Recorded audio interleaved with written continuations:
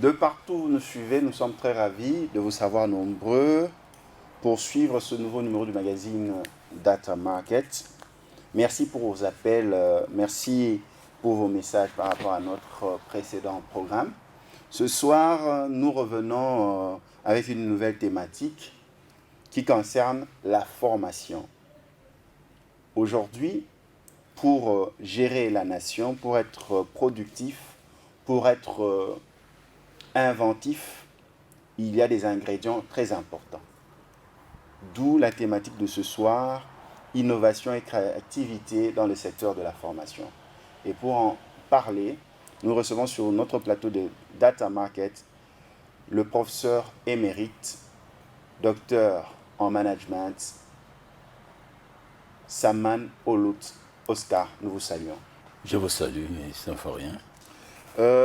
Professeur Saman, nous sommes toujours dans votre nomination, dans votre prix que vous avez reçu à Oxford University, où vous avez raflé 3 grands prix, à savoir meilleur manager, meilleure institution de l'année 2019, meilleur institut de formation par rapport à l'innovation et la créativité en 2019.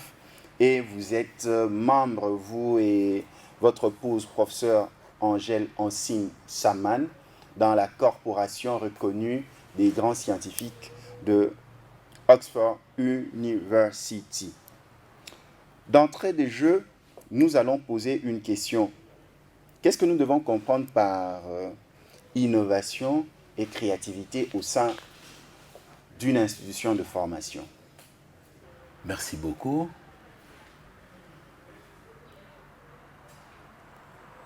Comme il est entendu,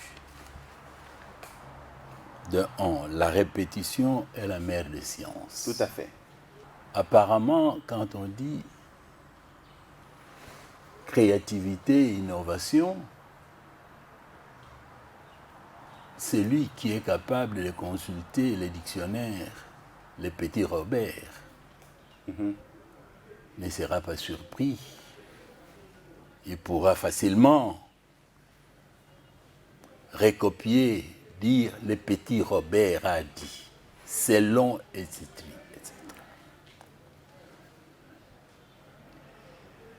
Cette définition du petit Robert qu'on répète s'appelle transfert de connaissances. C'est-à-dire, on nous a dit, si vous voulez savoir ce que c'est l'innovation, ce que c'est la créativité, consultez quelqu'un qui va vous dire. Et vous allez répéter ce que celui-là vous a dit.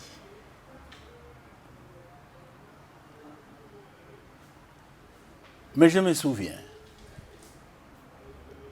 il est vrai que la loi 4, qui a été publiée en 1914, et là il faut remercier réellement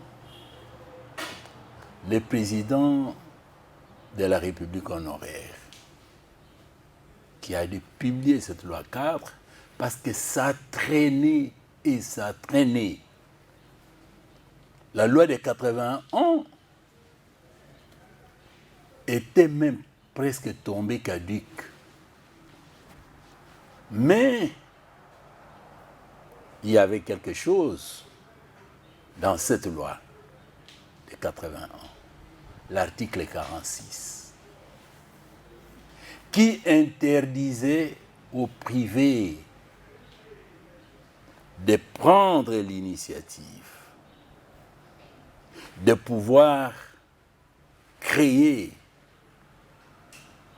un institut d'enseignement supérieur ou une université. Alors, notre premier combat était de voir dans quelle mesure on pouvait arriver à changer, à élaguer ne fût-ce que cet article-là. Je crois qu'on a réussi ça. C'est pourquoi la loi de 2014, la loi 4, a dû corriger en tenant compte de la réalité de la situation. Dire que l'État à lui seul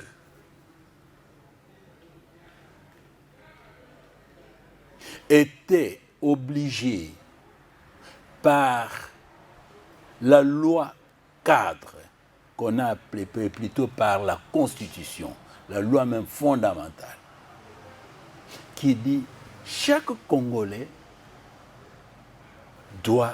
a droit à l'éducation. Mais compte tenu des contraintes, compte tenu des moyens de bord, compte tenu des manques peut-être de personnalité, l'État ne pouvait pas répondre seul à cette exigence. D'où, depuis d'ailleurs l'indépendance, il y a eu toujours un trio qui caractérisait le développement de notre pays. La religion, qui devait s'occuper de l'éducation, de la formation, de l'aspect moral. L'État, bien sûr, qui lui devait s'occuper plus de l'impérium, de la discipline, de la sécurité. Et l'entreprise privée, qui devait s'occuper du développement, de la création des richesses. Voilà, en partant de là, vous entendez un certain nombre de concepts. Création des richesses, c'est les privés qui devaient s'occuper de ça. Vous entendez parler des changements des mentalités, de l'éducation. Ça signifie innover, introduire dans l'esprit de quelqu'un un élément nouveau, une autre façon de penser.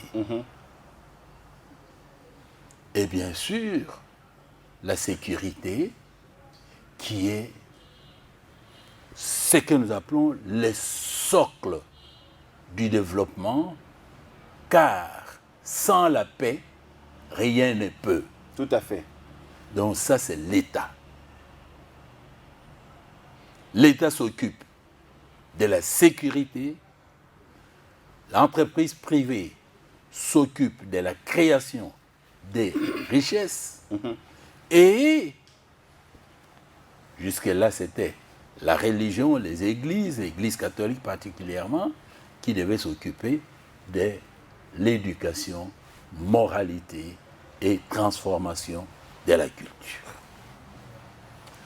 Plus près de nous, après cette loi-là, de 2014, Après la loi de 2014, 7 jours après que la loi ait été votée au Parlement, elle a été promulguée par le président de la République honoraire, Joseph Kabila Kabange. C'est pourquoi, une fois de plus, nous disons, on les saura écrire. Immédiatement, le ministre Macaire, qui est encore vivant, avait organisé un forum à Zongo pour qu'on puisse, tout en étant ensemble, avec tous les experts en éducation, sorte d'états généraux pour pouvoir dégager des mesures de mise en œuvre de cette loi-là. Parce qu'il y a une loi, mais s'il n'y a pas de loi organique, s'il n'y a pas de mesures de mise en œuvre, eh bien, ça peut rester dans les tiroirs. On a dégagé de là plus ou moins 59 mesures de mise en œuvre de la loi pour rendre ça opérationnel. Je me souviens, en rapport à votre question, d'une résolution qu'on avait prise parmi les mesures de mise en œuvre. Qu'on ne doit pas s'improviser autorité académique. Mais si par hasard, nous partons de l'hypothèse que tout universitaire a un soubassement scientifique qui lui permet de pouvoir diriger, étant donné qu'on ne dirige ni un économiste, ni un sociologue, ni un psychologue, mais on dirige un manager, alors il était dit, une fois nommé, l'autorité qui est nommée au niveau, pour diriger une institution universitaire devait suivre une formation de renforcement des capacités en management de l'éducation. Comme actuellement, il y a une loi qui dit vous ne pouvez pas devenir médecin directeur sans transiter par l'école de santé publique. Tout à fait, oui, tout à fait.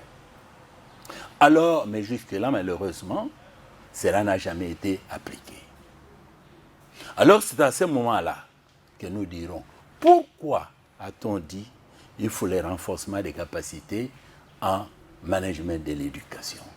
Parce que diriger les hommes, diriger une université, ce n'est pas de n'importe quoi. Parce que cela tombe dans le domaine de ce qu'on a appelé apprendre les gens à créer, apprendre les gens à innover et apprendre les gens à améliorer. Or, bien avant, je vous ai dit que quand on voulait ce qu'on a appelé une définition, on courait plutôt au petit Robert. Mais cette fois ici, il faut apprendre aux gens à créer. Le petit Robert ne peut pas apprendre à un Mongo qui se trouve à l'équateur à pouvoir grimper sur un palmier. À quelqu'un qui se trouve, qui est habitué avec des laits de vache, à Goma, à pouvoir préparer, transformer cela en beurre ou en quoi que ce soit.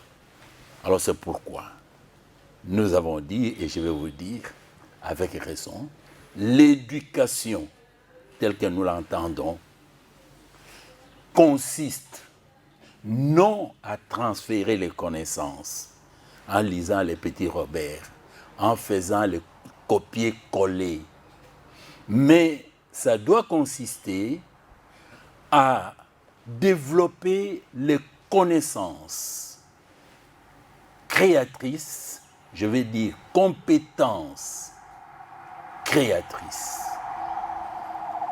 de l'innovation et de l'amélioration. C'est ce qui est important et l'élément le plus important ici, c'est-à-dire transformer la culture ou se baser sur la culture et rendre l'éducation compatible avec les besoins de l'environnement. Rendre l'éducation compatible avec le besoin de l'environnement ou de la société. Si vous nous prenez le cours sur ce plateau de Data Market, nous recevons pour vous le professeur émérite Saman Oulout, Oscar, docteur en management, qui a reçu un prix de meilleur manager 2019 à l'université d'Oxford ou Oxford University. Professeur, nous vous suivons avec beaucoup d'attention. La seconde préoccupation, vous avez parlé que les connaissances acquises devaient servir à la communauté. Est-ce que l'innovation et la créativité sont réellement des ressources de rentabilité pour les apprenants? À ce moment, il y a un problème réel qui se pose. Pourquoi étudier? Pour quelle connaissance? Est-ce que toutes les connaissances ou toute invention est utile? Utile à qui et dans quel environnement? C'est là le problème.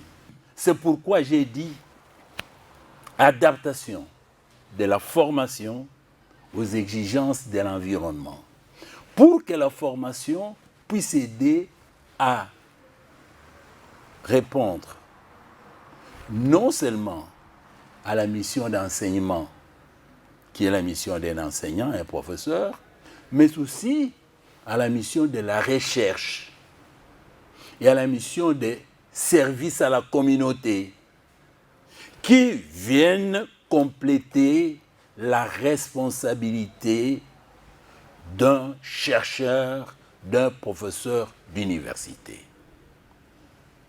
Alors partant de là, c'est pour dire qu'il y a des gens qui peuvent éventuellement faire la science pour la science. La question, comme elle m'a posé, c'est une question qui a été posée par un homme respectable, très intelligent et très important. Quand on a posé la question, on a parlé d'une invention, quelqu'un. Il dit, mais est-ce que cette invention est utile? En quoi, dira-t-on, le fait d'inventer une aiguille maintenant peut être considéré comme utile? En quoi, c'est quelqu'un qui poserait une question, on a inventé le robot qui est là. Quelqu'un dira, très bien, mais est-ce que c'est utile? Parce qu'il y a des failles, il y a des feux, des trucs là, des feux de signalisation qui existaient, ainsi de suite. Est-ce que le robot roulage est utile? Quelle est la valeur ajoutée? Quelle est la valeur ajoutée? C'est une question. C'est pourquoi nous dirons, attention, scientifiquement parlant, toute invention est utile, scientifiquement parlant. Parce que, comme on dit, même les résultats négatifs d'une recherche est un résultat. Est utile.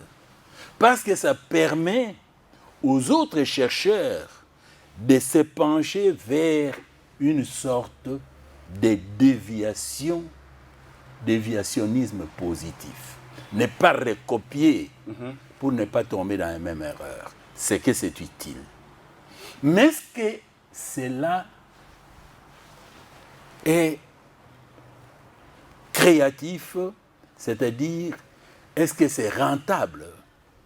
C'est-à-dire, en d'autres termes, et pour parler un langage de rue, ça profite à qui et en quoi?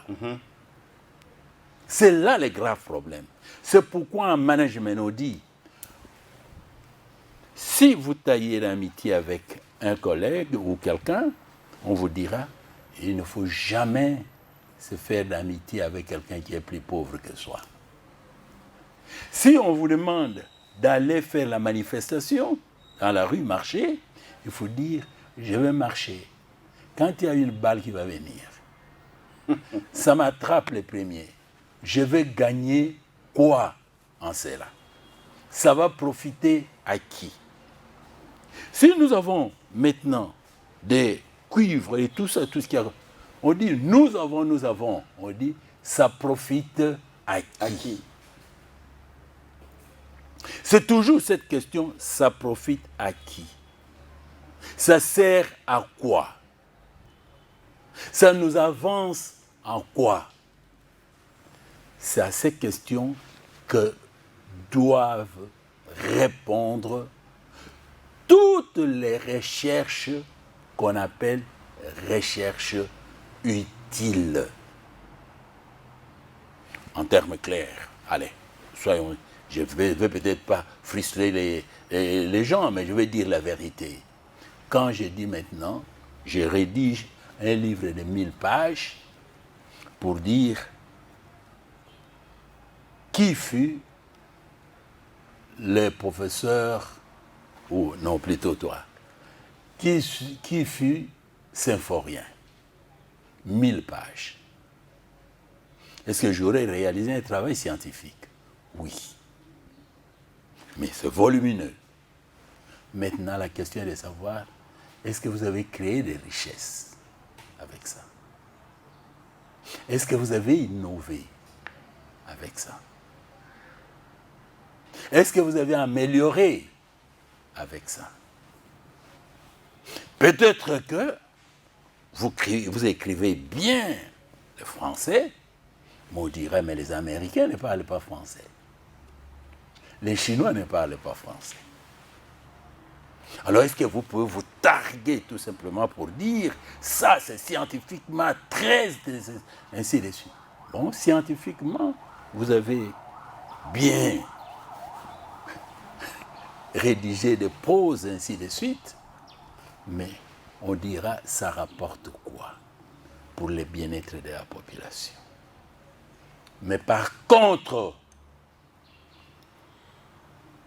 quand on prend des jeunes gens, on estime que pour pouvoir créer l'unité nationale qui nous amène vers la paix, quelqu'un développe une théorie satellitaire. Cette théorie satellitaire signifie, dans notre pays, il y a plusieurs tribus. Il regroupe les tribus en 4 grandes langues nationales qu'il considère comme des institutions satellitaires.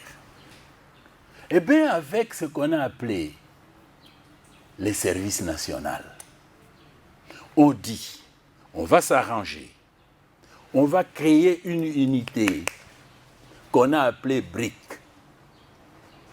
Dans cette unité-là, on va placer 11 jeunes gens qui proviennent de 11 provinces différentes, qui parlent les 4 langues nationales en plus des ethnies, de tout ce qu'il y a comme tribu, comme dialecte qu'on sort, mais surtout les 4 langues nationales. Et à ça, on va ajouter au moins 2 langues internationales, l'anglais et le français. Il applique une théorie qu'il appelle théorie satellitaire pour le développement de l'unité nationale. Comparez maintenant cette théorie-là avec quelqu'un qui a rédigé 1000 pages pour dire qui fut Aristote. Alors, à ce moment, l'utilité d'une recherche dépend de l'environnement où on se retrouve. Tout à fait. Est-ce que ça crée des richesses?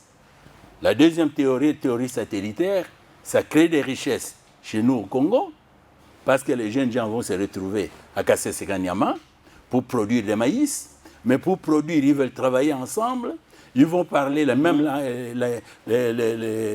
même langage, etc., pour accroître ce qu'on a comme production. Alors que, pour le reste, c'est votre formation personnelle, vous allez essayer d'imiter Descartes ou celui-là, mais je dirais, Descartes était valable dans son monde, dans son pays et à son temps. Il faudrait qu'un scientifique congolais, Saman, soit valable dans son environnement, au Congo et en son temps, voir dans quelle mesure il peut éventuellement dire pour le développement de notre pays, pour lutter contre la pauvreté, pour pouvoir créer des emplois. J'invente un slogan qui dit « Pour notre éducation », au lieu de parler de la science sans conscience, etc., Saman va dire « Nous formons les créateurs d'emplois et non des quémandeurs d'emplois. » C'est dire qu'un diplômé de ces promades vaut au moins 2 employés là. Ça signifie, pour que votre mémoire, votre TFC soit acceptable et mérite un diplôme, il faut que ce soit un travail vendable. Il faut que ce soit une formule qui contribue au développement du pays, quel que soit le domaine. Et c'est pourquoi nous dirons l'expérience des expos, où on appelait tous les chercheurs se retrouver à l'Académie des Beaux-Arts une fois, que chacun apporte ce qu'il a pu inventer, c'est quelque chose de très spécial et de très utile pour notre pays. Mais pour chuter, j'ai dit, chaque science, comme on dit, peut être utile, moins utile ou moins utile, mais le tout dépend de l'environnement où on se retrouve.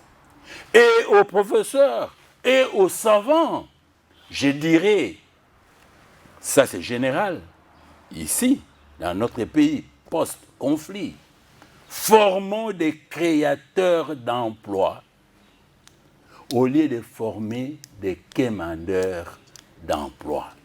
Alors, la responsabilité maintenant de l'homme d'État, qui est le leader, a donné cette orientation pour dire quel type d'homme il faut former en République démocratique du Congo. Et ça, nous avons traité de ça comme étant l'objectif de l'université qu'on appelle Université du futur. Ça a fait un débat qui a regroupé plus de 350 savants qui viennent du monde entier pour débattre de ces problèmes de l'université du futur. Et chacun donne sa vision. Nous l'avons fait. À notre tour, pour la République démocratique du Congo, nous avons dit cela et c'est repris dans les rapports que nous avons rédigés. Et nous croyons que, merci, c'est grâce à ça qu'on nous a honorés, qu'on a honoré la République démocratique du Congo en nous octroyant le prix du meilleur manager d'une institution éducationnelle en République démocratique du Congo et en Afrique centrale, parce que nous étions deux. Je m'en réjouis, mais c'est plus une responsabilité, parce que la question est de savoir que faire pour que tous les autres, les savants, puissent partager les mêmes points de vue que nous, pour dire formons des créateurs d'emplois, au lieu de répéter à longueur de journée ce que tel Français a dit, ce que tel écrivain a dit, tel a dit. Je ne dis pas que c'est mauvais, mais je dis tout simplement, tirons les leçons des réalisations de ces scientifiques, mais appliquons ça dans notre environnement en tenant compte de la contextualité et de notre culture. Très chers téléspectateurs, le professeur est en train d'insister, la formation aux apprenants doit être une formation qui leur permette à créer de l'emploi et non être commandeur d'emploi. Et si nous sommes en conformité avec la régie, nous allons prendre un élément. Son Excellence Thomas Lohaka, ministre de l'ESU, a reçu en audience le professeur émérite Oscar Saman Olout pour rendre compte de la mission qui lui a été confiée d'arriver à Oxford University et de rafler tous les grands prix. Suivons en images et revenons après cet élément.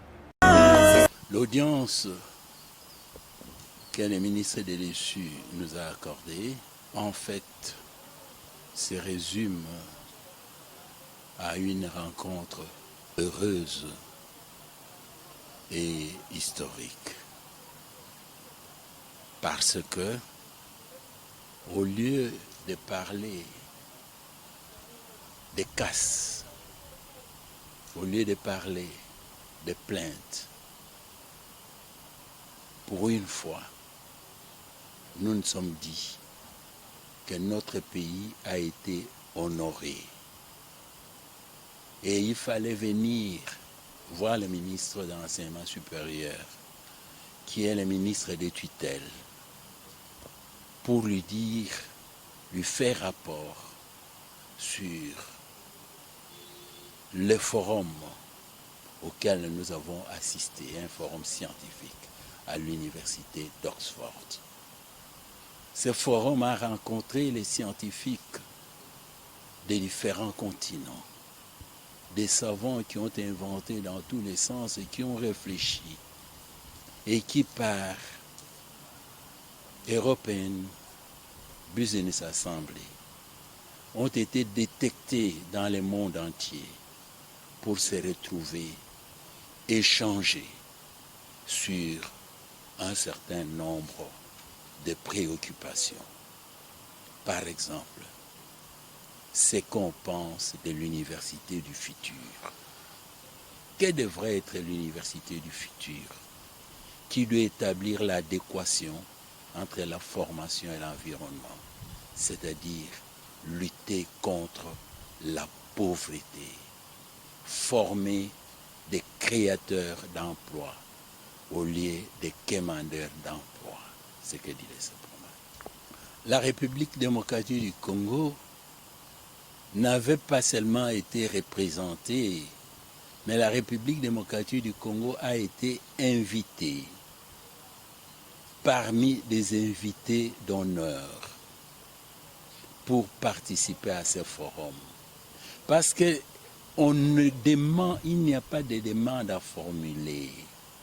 Il n'y a pas de richesses à exposer pour y aller.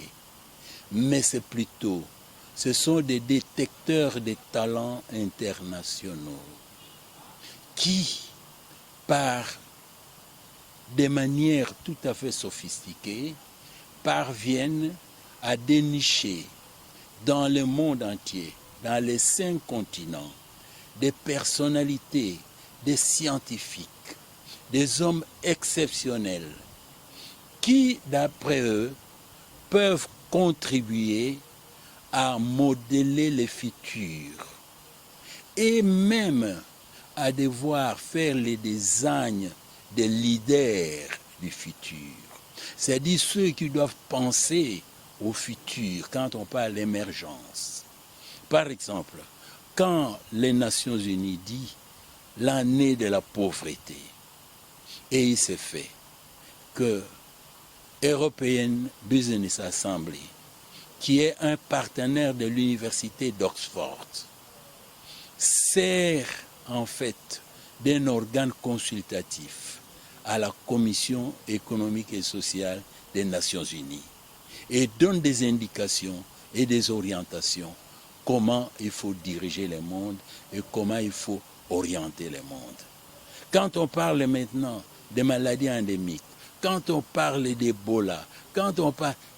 c'est toujours cette assemblée qui détecte dans le monde entier tous ceux qui peuvent éventuellement être utiles ou qui se sont distingués pour pouvoir faire preuve de savoir et apporter un plus pour le bien-être de la société, a été détecté à notre insu.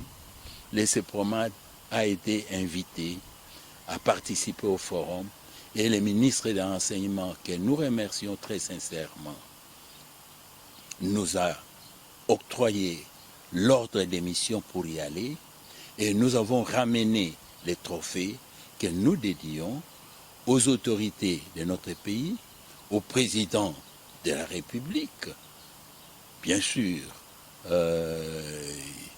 Tshisekedi, et les chefs de l'État, et aussi au ministre qui a bien voulu que nous puissions éventuellement y aller, évidemment au président de la République, parce que lui, par la passation civilisée de pouvoir avec les présidents honoraires, ont pu instaurer un système paisible qui a fait qu'on puisse sortir aisément de son pays et revenir.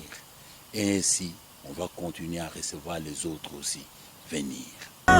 Professeur Saman, nous avons suivi l'audience qui vous a été accordée par Son Excellence Thomas Lohaka, ministre de l'ESU. Nous avons vu votre entretien, vous voulez présenter vos trophées, vos diplômes. Est-ce que vous pouvez nous résumer quel a été l'apport de son Excellence dans votre mission à Oxford? Eh bien, je commencerai par dire ceci. Il y a un proverbe, je ne cesserai de répéter ça. L'adage qui dit, quand un père transporte son enfant sur les épaules et que l'enfant envoie du champignon, ces champignons appartiennent au père. Avant d'être un staman, je suis certes l'enfant de papa Gabriel Saman qui fut un charpentier. Je suis originaire, bien sûr, de la province du Kwilu, qui est une des non 26 provinces. Je suis congolais, citoyen congolais de la République démocratique du Congo, patriote et nationaliste. J'insiste là-dessus.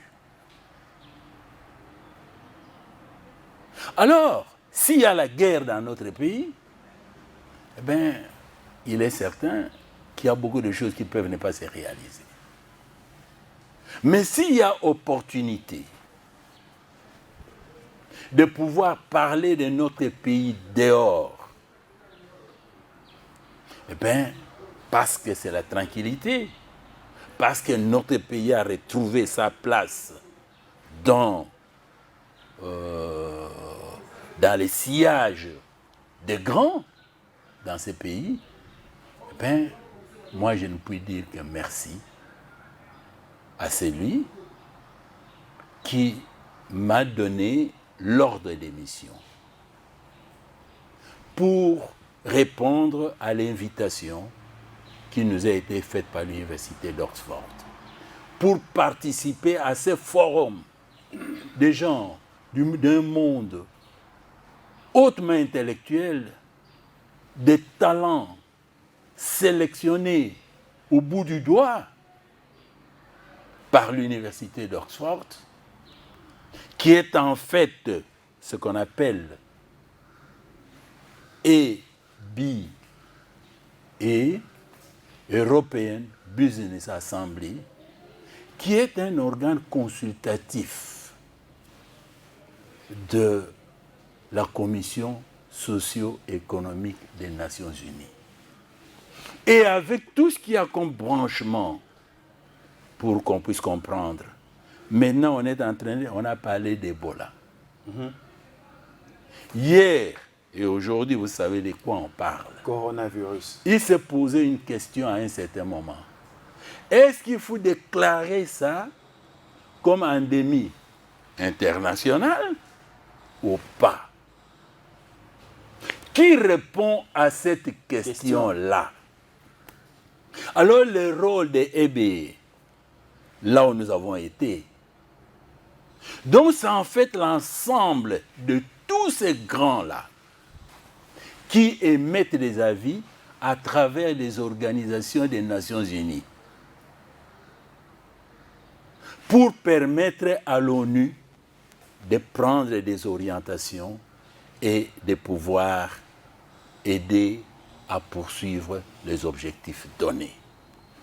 Alors, j'ai été amené à pouvoir participer à un tel forum. Aujourd'hui, j'en sors avec Madame Monsine, comme coopté donc, comme membre de Oxford Academic Union, donc l'union des académiciens de l'université de Oxford, reconnue, c'est-à-dire parmi les gens qui peuvent éventuellement émettre un avis. Je me suis retrouvé parmi les gens que ceux l'ont détecté, parce qu'ils détectent dans le monde entier ceux qui peuvent émettre un avis. Eh bien, c'est grâce à notre gouvernement. C'est grâce au ministre de l'Enseignement supérieur et universitaire qui m'a donné l'ordre d'émission pour pouvoir m'y rendre. Qui a reconnu qu'au Congo, il y a aussi des savants qui peuvent éventuellement émettre un avis.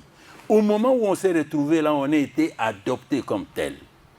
Alors, mais mon Dieu, c'est du champignon que l'enfant a trouvé. Et c'est pourquoi Syntec est normal. Qu'en revenant, non seulement que j'ai commencé directement par le ministre de l'Enseignement supérieur, mais aussi la commune qui héberge l'université du CEPROMAT. On est allé saluer le bourgmestre, qui d'ailleurs depuis longtemps avait considéré l'université de CEPROMAT comme pôle de développement de la Tchango. Il l'a dit, ce sont ses mots. Et après, on est venu au ministère de l'Enseignement supérieur. Et bien sûr, notre gouverneur aura besoin de pouvoir être félicité. Et pour terminer, tout revient au sommet, c'est-à-dire le président de la République en passant par le Premier ministre pour leur rendre cet honneur-là. Pour dire, d'ailleurs le président de la République l'a dit, tout Congolais qui porte haut le flambeau, la réputation de notre pays doit être connu et récompensé. Ben, je crois que c'est pour cette raison-là que je me suis rendu. Et aussi, comme c'est recommandé, c'est tout à fait normal, parce que notre ministre de l'Enseignement supérieur a dit il faut même qu'on puisse assurer une large diffusion de ça pour créer une sorte d'émulation. Et dans le cadre de l'émulation, qu'est-ce que vous avez prévu comme activité? Parce que nous tendons déjà à la fin de notre entretien. Dans le cadre d'une d'émulation, il y a d'abord, donc d'après ce que notre ministre de l'Enseignement supérieur a dit, c'est lui qui dit il faut qu'on en parle. Il faut créer l'émulation. C'est vrai, nous allons nous organiser. Je crois que je passerai maintenant à notre université, l'université mère, parce qu'après le CEPROMAT, qui est en fait le produit de l'université de Kinshasa, je vais me rendre encore à l'université de Kinshasa, à notre faculté, la faculté qui a fait de moi ce que je suis devenu. On va monter un planning avec des universités partenaires qui ont organisé, parce qu'il y a un partenariat au niveau du 3e cycle entre l'université du CEPROMAT et plus ou moins 14 grandes universités et instituts supérieurs qui organisent déjà le 3e cycle, pour voir dans quelle mesure nous pouvons éventuellement prendre des dispositions utiles pour pouvoir créer cette émulation. Et je crois qu'il faudra laisser le temps au temps pour qu'on puisse rendre public le programme qui se fera. Parce que cette affaire étant scientifique, il faudra un conseil scientifique, il faut un regroupement de professeurs, de scientifiques qui vont se retrouver pour qu'on puisse décider de ce qu'on devra faire. Je dis cela parce que je me souviens, déjà en 2014, quand nous avons obtenu le meilleur, l'International Socrates Award, pour avoir introduit le management dans le système éducatif de notre pays, l'Université de Kinshasa nous a accordé, après avis de la faculté, un diplôme postdoctoral pour pouvoir honorer cela. Et vous savez qu'il y a un centre CAPEM à l'université de Kinshasa qui a été baptisé CAPEM, Centre de recherche en management et administration publique, professeur Nsaman Olutu. Alors cette fois ici, nous verrons aussi ce qu'on devra faire, mais c'est une affaire de nous tous. On va s'organiser pour le faire. Professeur, un dernier mot pour mettre fin à cet entretien. Nous savons que vous allez encore revenir. Oui, un dernier mot. Je vous assure que maintenant, il y a aussi un effort. Nous attendons. On a prévenu le Premier ministre, on a prévenu le Président de la République pour pouvoir, à tout seigneur, tout honneur, leur présenter ces trophées, mais avec la bénédiction de notre ministre de tutelle, ça se fera. Et puis, aux autres, c'est marqué tout simplement sur les rapports. Dans les systèmes éducatifs,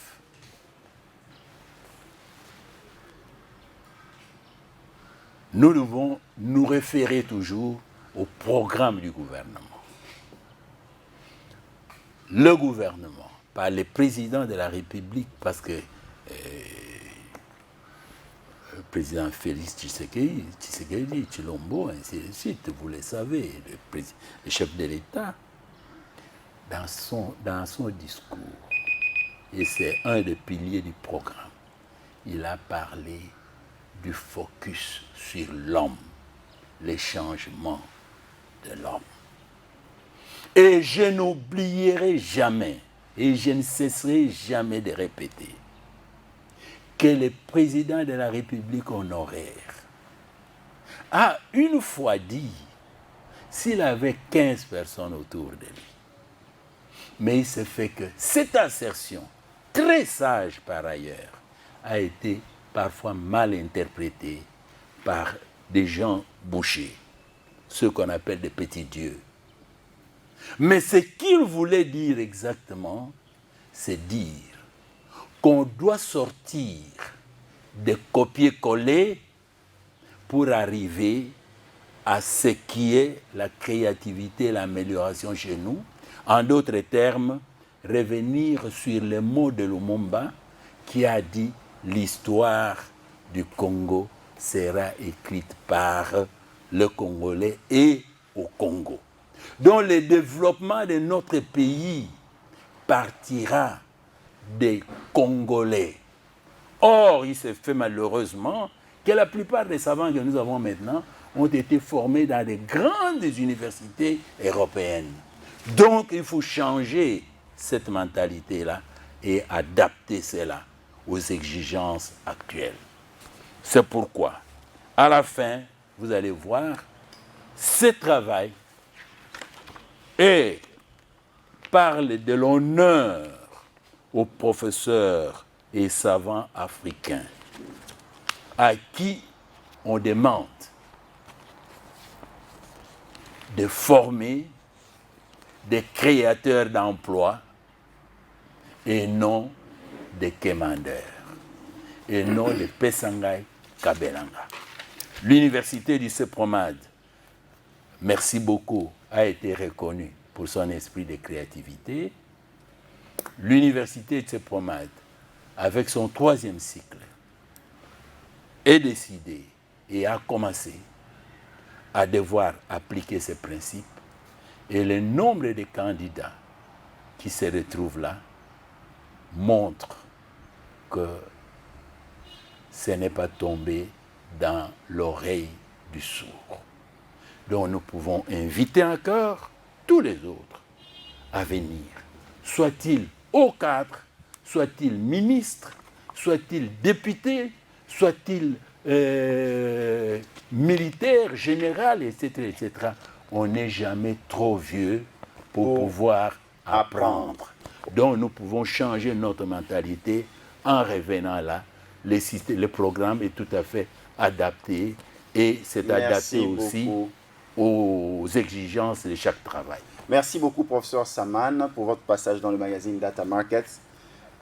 Ce que nous devons retenir de ce magazine, la formation doit permettre aux formés d'être capables de créer de l'emploi. Nous devons être utiles pour notre communauté. Acquérissez des connaissances, acquérissez des nouvelles manières de faire, des nouvelles méthodes. C'est possible avec l'Université de CEPROMAD.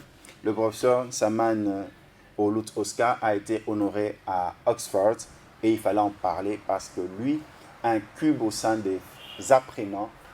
Quelles sont ces méthodes pour apprendre la manière ou la façon de créer un emploi? 480 méthodes. 480 méthodes. Nous avons eu un réel plaisir de recevoir le professeur Tsaman au Lutz Oscar sur ce plateau de Data Market. Merci de nous avoir suivis ce lundi à 22h juste. Rediffusion le mardi à 11h juste sur Kin 24 Télévision. Et suivez-nous sur toutes nos plateformes numériques, Internet, Facebook, WhatsApp, Twitter, ainsi que sur notre page Facebook. Professeur Tsaman Gideon, merci. Je vous en prie. Merci de nous avoir suivis.